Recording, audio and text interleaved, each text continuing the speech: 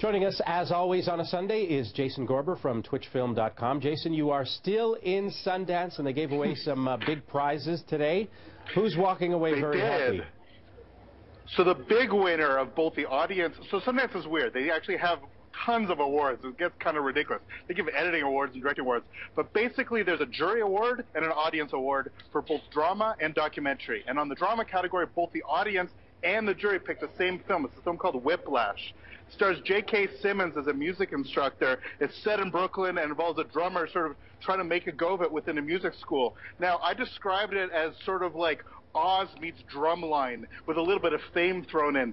I loved this movie. I'm really, really pleased that it's doing as well as it did. And this kind of sort of impetus, there's some amazing films that have won previously these awards, and the fact that it won both major awards for drama bodes really well for the success of this little independent film. Now, besides wearing a Fargo hat, the main reason why you went down there was to see one film. What was it? Well, I'll sort of do it. There's two films really I'll say. I'll put it aside.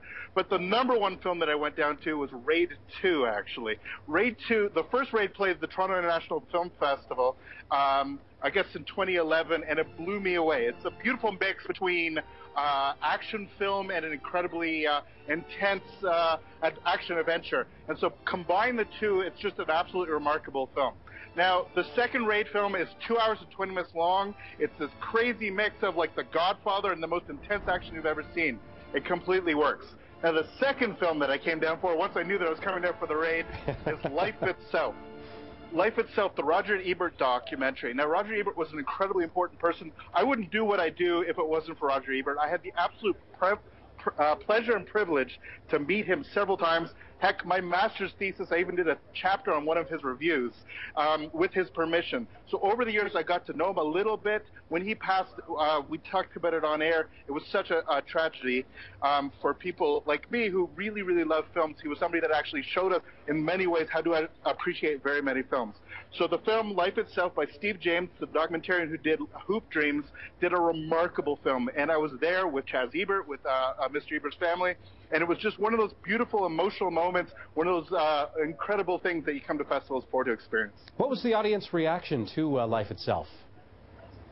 Well, let's put it this way. When they actually announced the film beforehand, both Steve James and the Sundance programmer could not get through their introductions. They were crying.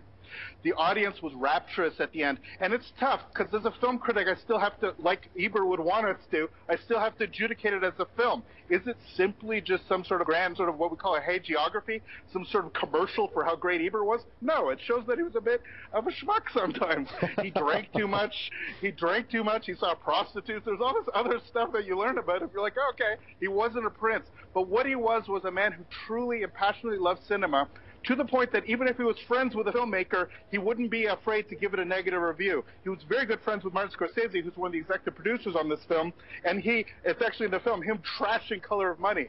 So in the same way, Ebert would hate to have a documentary about himself that we weren't able to adjudicate critically. Adjudicating it critically, it's still a great doc. It's not a complete transcendent experience, but it's a beautiful examination of the man, his writing, and that's it. For many of us who grew up with just like the TV talking head like me, he was a beautiful writer. The first film critic to win a Pulitzer Prize. So for that alone, I think it's an extraordinary doc and well worth checking out. Absolutely. You can follow Jason on Twitter at filmfest_CA. Jason, thanks very much. Thanks as always, Scott. All the best.